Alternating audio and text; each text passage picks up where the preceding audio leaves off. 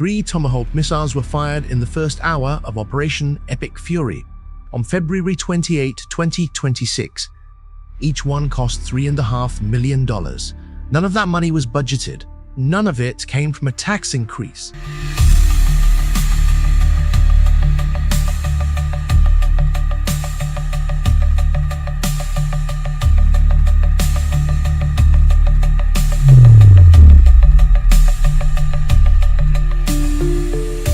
And by the end of the first 6 days, the bill had already reached $11 billion, charged to a national debt that had just crossed $39 trillion. What you are about to watch is not a story about bombs. It is a story about a trick so old it has financed every major war in modern history. A trick that every government uses to start a war without asking you to pay for it, until it is too late to say no. There is a number buried inside the 2026 Iran war budget that no administration ever wants to explain out loud. Watch this in full, because the last time governments used this trick, it took a decade for ordinary people to understand what had been taken from them.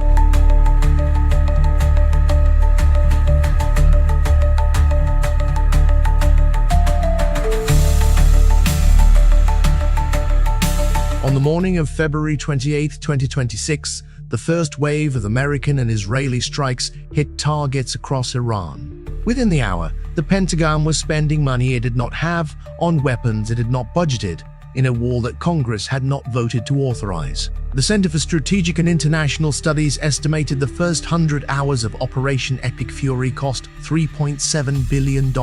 Most of it, $3.5 billion, was completely unbudgeted. The cost to American taxpayers for just those first 4 days alone exceeded what it would cost to feed more than 2 million Americans through food assistance programs for an entire year. The Defense Secretary, Pete Hegseth, was asked at a press conference to confirm the reported $200 billion supplemental request to Congress. He answered with a sentence that has been used in one form or another by every war government in modern history. "It takes money to kill bad guys," he said. Not a budget, not a plan, not an explanation of who would pay, just an acknowledgement that the money would be needed, and the signal, for those paying attention, that the question of how to get it remained unanswered. Treasury Secretary Scott Bessent was more direct. He ruled out tax increases entirely. Ridiculous, he called the suggestion. The money would come from somewhere else. It always does. Here is the question that this script will hold open until the final act, because it is the question that connects every war from 1941 to today, when a government spends money it does not have, on a war it did not budget for without raising taxes.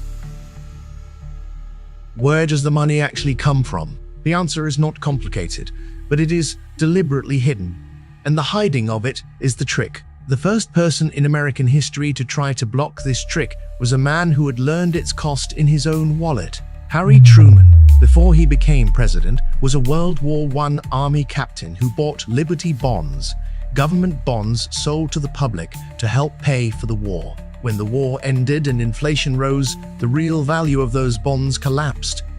Truman had lent the government money in good faith. The government paid him back in dollars that were worth less. He never forgot it. By 1951, as president, he made a public statement that reads like a warning. During World War II, he said taxes were not high enough, and the government was forced to borrow too much. As a result, when controls were removed after the war, prices soared. The value of people's savings was cut down by higher prices. This was the trick Truman had lived through. This was the trick he tried and mostly failed to stop. World War II is the clearest case study in how governments pay for wars without asking citizens directly. The federal government did raise taxes dramatically. The top income tax rate rose to 90%.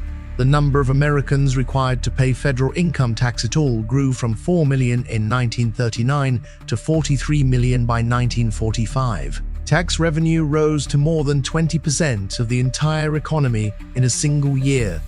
Even so, it was not enough. In 1945, the government spent $83 billion on the war. Its tax revenues were $45 billion. The gap nearly $40 billion in a single year, was covered by borrowing. By the end of the war, the national debt had risen to 106% of the entire economy, and 85 million Americans had bought more than $185 billion worth of war bonds, often through automatic deductions taken from their paychecks before they saw the money. Those bonds were sold as patriotism. They were also sold at below-market rates of return, meaning the people who bought them were accepting less profit than they could have earned elsewhere. The Federal Reserve simultaneously held interest rates at artificially low levels, a commitment to keep the government's borrowing costs down, regardless of what was happening to prices. The monetary base, the foundation of the money supply, grew by 149% between 1939 and 1948. More money chasing the same goods means prices rise. Between April 1942 and June 1946, the government held inflation to about 3.5% annually through strict price and wage controls.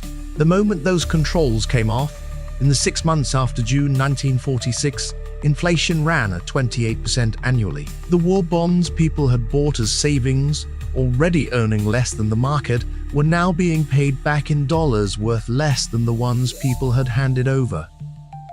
This was not an accident. It was the mechanism. This is the first open loop. The war bond buyer of 1943 thought they were saving money.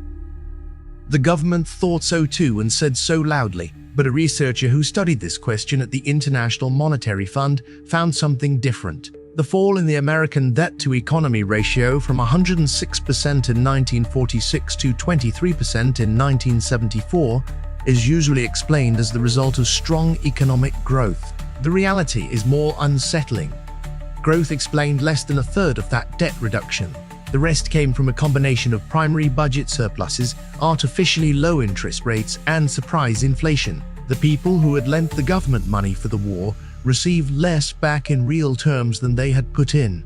The debt shrank not because it was paid off, but because it was quietly made cheaper through the slow destruction of its purchasing power. Truman had warned about this. His warning was accurate and largely ignored. The Vietnam War runs the same machinery but with the controls removed from the start. President Lyndon Johnson announced a massive troop increase in the summer of 1965. He did not announce the full cost. The Federal Reserve chairman at the time, William McChesney Martin, received confidential reports showing that unreported military spending was already pushing economic activity above what government models were predicting. Johnson was understating the fiscal cost of the war, not just to the public, but to the institution responsible for keeping the money supply stable. An internal White House memo on war costs, marked for internal use only, prompted a member of the President's Council of Economic Advisers to add a note by hand. It read, "but not to be swallowed." Martin raised interest rates anyway in December 1965, in a direct confrontation with Johnson, who called him to his Texas ranch and told him he had driven a knife into the presidency. Martin did not back down. But the underlying fiscal pressure did not stop. Johnson held back from asking Congress for a war tax for 2 full years. By 1968, the war was costing $3 billion a month. The federal deficit had hit $25 billion. The government was financing the gap between what it spent and what it collected by expanding the money supply. 40% of that deficit was covered by printing money, according to estimates from that period. Inflation, which had run at 1.5% annually from 1952 to 1965, rose to 4.5% by 1966 and kept climbing. By 1969, it hit a near 2-decade high of 5.75%. The hidden cost of the Vietnam War was not a tax. It was the slow, invisible reduction in the value of every dollar held by every American who was not paying close enough attention to notice what was happening. This is the second open loop. The mechanism used in World War II and Vietnam was not invented then. It was not retired when those wars ended. It is the default setting of war finance in every modern economy, and it has a name. Economists call it an inflation tax. It is not collected at a border crossing or deducted from a paycheck. It is collected slowly and silently as the purchasing power of money falls. The person who holds savings, who owns bonds, who earns a fixed income, They pay it. The person who owns real assets, who has borrowed money, who holds something that rises in price with inflation. They often benefit. War finance has always redistributed wealth. The mechanism is designed to make sure most people do not see the transfer happening.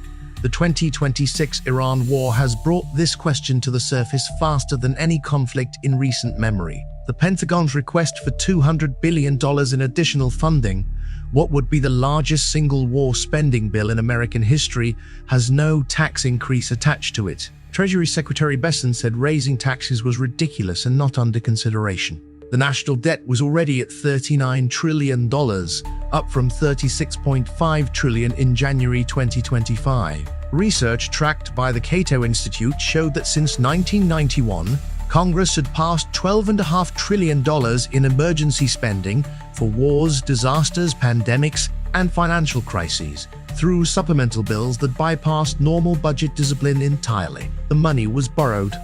The borrowing was added to the debt. The debt was not paid down, it accumulated. The question was, where does the money actually come from? The answer is that it comes from the future purchasing power of anyone holding dollars.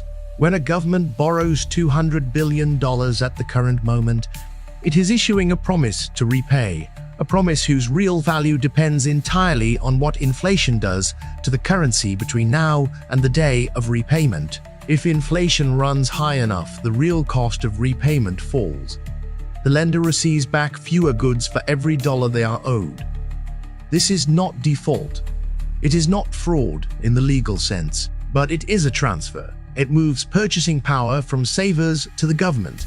It is the same mechanism Truman described in 1951. It is the same mechanism that liquidated 30% of the post-World War II debt in real terms, not through growth but through the erosion of the dollar's value. The people who pay it most are not the wealthy. Research on wartime inflation has consistently found that inflation hits unevenly. More than their share of the cost falls on people with fixed incomes, people with savings in cash, people who cannot shift their assets into things that rise with prices. A factory worker in 1946 who held war bonds paid the hidden cost of the war, not when the bombs were falling, but when he tried to buy groceries after the controls came off and prices ran at 28% in 6 months. A retiree in 1975, living on a fixed income, paid the residual cost of Vietnam not in a draft notice, but in the weekly reality of their dollars, buying less than the week before. The current conflict has added new pressures that make the historical mechanism more dangerous than at any point since the 1970s. Total American debt was already at $39 trillion before Operation Epic Fury fired its first missile. Interest payments alone on $200 billion in new war borrowing would add $87 billion in additional cost over the following decade. According to projections from the Congressional Budget Office's modeling, some fiscal analysts argued Congress should reject the supplemental entirely, unless it was fully paid for through spending cuts elsewhere, a position that has not been adopted in any major American conflict since the Korean War, which Harry Truman insisted on financing through taxes precisely because of what he had seen happen every other time the trick was used. Truman said in 1951 that the bill for World War II's insufficient taxation had been paid in the value of people's savings. The equivalent savings vehicle for millions of Americans in 2026 is not a war bond. It is a retirement account, a bank deposit, a paycheck that does not go as far as it did. The trick is the same. The only thing that changes is how long it takes for the people paying it to understand what has happened. No administration in the era of modern warfare has ever gone before its citizens and said, "We are going to start a war, and we are going to pay for it by slowly making your savings worth less." That sentence has never been spoken at a press conference. It has never appeared in a budget document. It has appeared with different words and in different forms in every major economic analysis of how governments actually pay for wars from 1914 to today. The bombs are the visible part. The bill is the invisible part. And the invisible part is always larger.